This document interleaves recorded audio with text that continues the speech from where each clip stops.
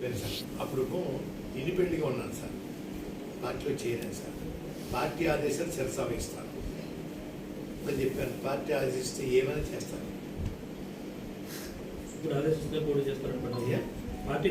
Party ఆదేశిస్తూ ఏదో చేస్తా చెప్పాను. అన్ని అందరూ వస్తాయి సార్ అర్థాలు. రకరకాల ప్రశ్న ఎక్కండి. పార్టీ ఆదేశిస్తే ఏదైనా చేయడం సిద్ధమండి. మామూలు అవమానం కాదు సార్. రాయబారం చేశారు సార్, వస్తున్నారు సార్, వెల్కమ్ సార్, వెల్కమ్ చెప్తాను, ఆహ్వానిస్తాను చెప్పాను. మళ్ళా వచ్చేసి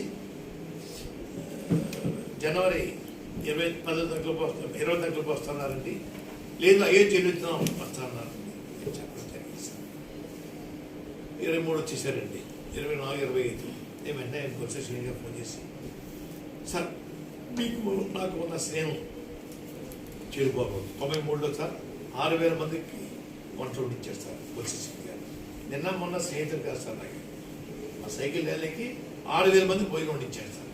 అప్పటి నుంచి మా ఇద్దరికి పనులు చేత వచ్చే నమస్కారం సార్ శ్రీని గారు, రాబోతున్న నమస్కారాలు. వాళ్ళ పర్మిషన్ కావాలి వాళ్ళకి, వచ్చి ఉండవు చెప్పడం జరిగింది సార్.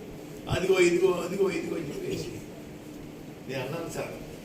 తర్వాత వాసు గారు వాయిన వచ్చారండి, కలుస్తాను. ఎందుకండి 70-80 సీట్లు పొడి చేయండి, ముఖ్యమంత్రి షేరింగ్ అడగండి, నేను శరీరం దాచుకోకుండా పని చేస్తాను. 20 సీట్ల కోసం అన్నింటికి ఆహ్వానిస్తారు. ఎందుకంటే దేనికోసం సేవ చేయాలా? మీకు ముఖ్యమంత్రి ఎట్లా చెప్పండి. ఫస్ట్ మీకు ముఖ్యమంత్రి మీకు 2, 3 చంద్రబాబు నాయుడు గారు పంచుకుందాం, 70-80 సీట్లు తీసుకోండి అని ఆఫర్ చేసి ఉంటే అప్పుడు చెప్పండి సార్, చేస్తాను. ఇంకోటి కూడా చెప్పాను సార్ వాసు గారికి, అయ్యా వాసు గారు, చంద్రబాబు నాయుడు గారు జైలుకి వెళ్ళిన తర్వాత వాళ్ళకి పూర్తిగా భూస్థాపితం అయిపోయింది.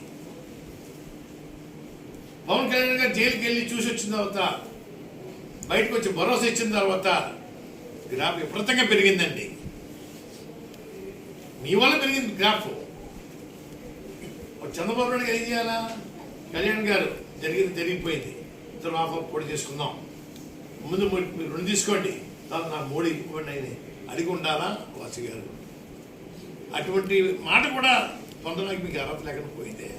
కానీ మీరని అడగాలి కదా.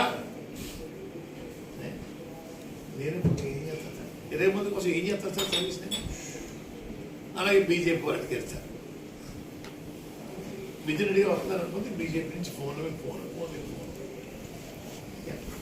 నేను అన్నానండి, నాకు మా అబ్బాయికి మంచి పదవులు ఇవ్వద్దు, మా కుటుంబం కోసం కాదు.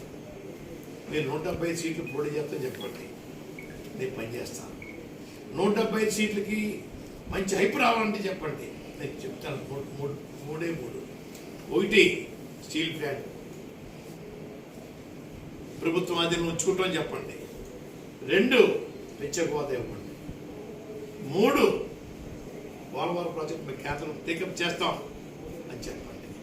అది కూడా ప్రధానమంత్రి గారు, హోమ్ మినిస్టర్ అమిత్ షా గారు అని ఆంధ్ర వచ్చి బహిరంగ సభ చెప్పండి, మీకు సర్వీస్ చేస్తాను. 5 సీట్ల కోసం 6 సీట్ల కోసం మీరు త్యాగం చేయకండి, నన్ను లాక్కండి రోడ్డు మీద.